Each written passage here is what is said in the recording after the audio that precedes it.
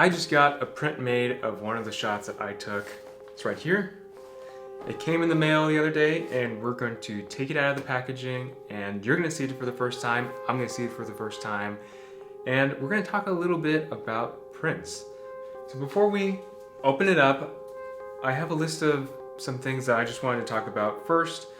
And that kind of has to do with why you should be printing your work a little bit more often, and especially if it's something that you don't do often, like me. It's something that I'm trying to be better at. The first reason is your quality isn't linked to social media. So it's not linked to the number of likes you get, the shares, what people comment on your posts on social media, because in light of recent events with Instagram, your work might not be seen by everybody that you wanted to, or all of your followers even at least. And we get caught up in this kind of game of playing the social media algorithm, and sometimes, I know me especially, I feel like sometimes my self-worth can get caught up in that game, and I start linking it to those kind of superficial things. And that's something that I'm trying to get out of more, and I think printing my work is one of the ways that I can really start to feel more of a sense of achievement. And that leads me into the second thing. When you print something, you're actually holding what you made. It's the same as an artist, a painter who's painting on canvas with oils or something. They can hold that physical object, but for us as photographers or videographers, it's very hard for us to hold something physical that we've created. And printing is one of the many blessings that we have that, it's kind of like the second half of photography that's kind of gotten lost in this digital world. And so, 3, when you print things, you also kind of see things different. You start to see your work in a different light. Maybe there's some things that you don't like about it. Maybe there's some things that you really do like about it. I think for one of the prints that I made years ago, I was blown away by it, but now that I've grown as an artist, I start to see these things that I would do differently. I wouldn't have had that sense if I didn't have it hanging up somewhere in this place where I could look at it and kind of see it with a different mindset. And I also think when you see something in person, your brain just processes it differently than when you're looking at it on a screen, on a phone. So that's the third thing. Number 4, you can get inspired by other people's work. So like I have some of my prints hanging up in this place, I also have other people's work hanging up in this office. So there's this one person who's a YouTuber that I've noticed recently. Her name is Lucy Lumen. Her channel is Lucy Lumen's Analog Adventures on YouTube, and she's a film photographer. She recently got her hands on the new Cinestill 400D from Cinestill, the new film stock. And I watched her video where she talked about it, and from that video she also selected a few of her shots to be printed. And I got one of those shots and it's hanging up here, and it's just a great way for me to kind of be inspired by other artists, kind of see how they would do things.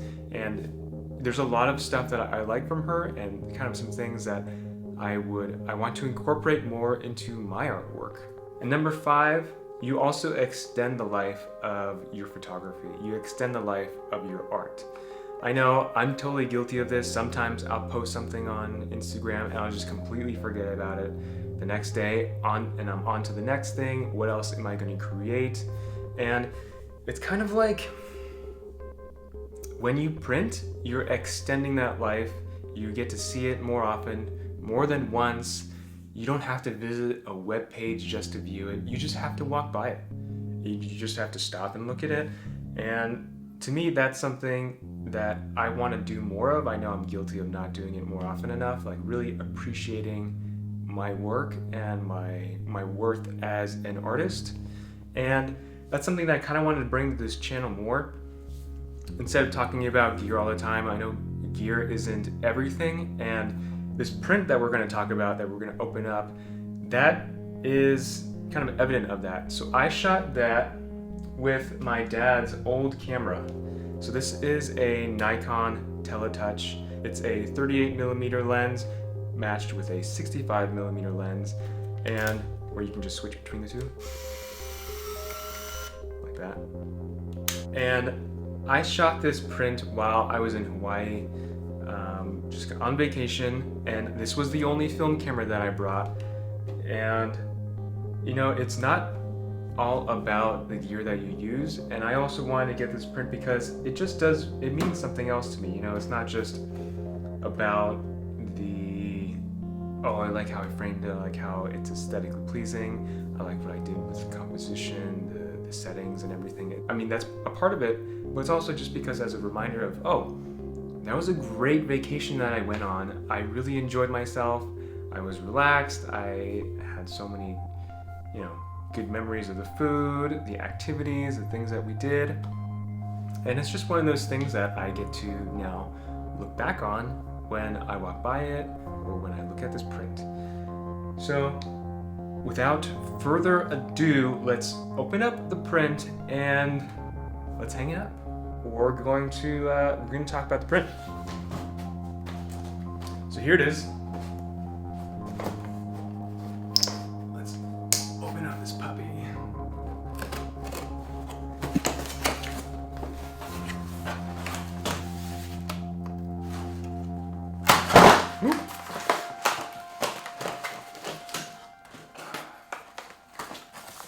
So I printed this through darkroom.tech. I do have my own print shop now. So if you're so inclined, you can get a print just like this one.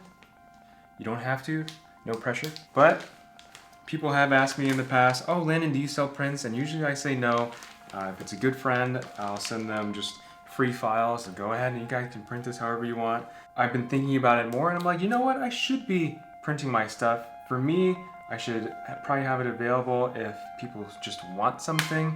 I mean, it's a lot better than going to IKEA and just getting some basic, you know, print or something to hang up in your wall just to have art. Why not have somebody else's art? Why not have your own art? Your own art is just as good as somebody else's or something that you can find in IKEA. I guarantee you it's probably better than what you can find in IKEA. So why not just do that? Anyway, here it is.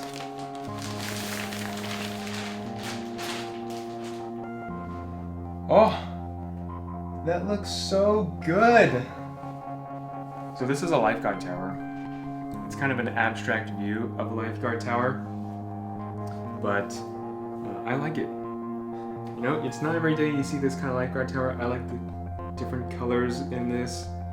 There's no editing to this. This is just Ultramax 400, a Kodak stock, and I really like how it was rendered. You got the nice yellows. I like how yellows play on the natural frame. I always like to have a matte on my photos. But that just looks good. That just looks... I'm really excited to have this hanging up. Yeah, you can kind of see I have a certain color set that I like. I do like yellows a lot. I like pinks. You can kind of tell from that poster behind me. I just like colors that pop, and especially on prints. I mean, this is a fun moment for me. I don't get to see my artwork hanging up very often. I don't get to like hold it very often, but this is really special. I think this deserves to go up in the living room. Yeah, this will look nice. So this is Maui. This is part of Maui. What a fun vacation. And the grain looks so good. Like you can really see the nice texture of the grain a lot better than on like even like a 5K iMac or a 5K display. Even if you're zooming in, like, so that's another reason if you also shoot film. But yeah, you know what? Let's go hang it up. Let's go hang it up. Let's see what it looks like on a wall. Yeah?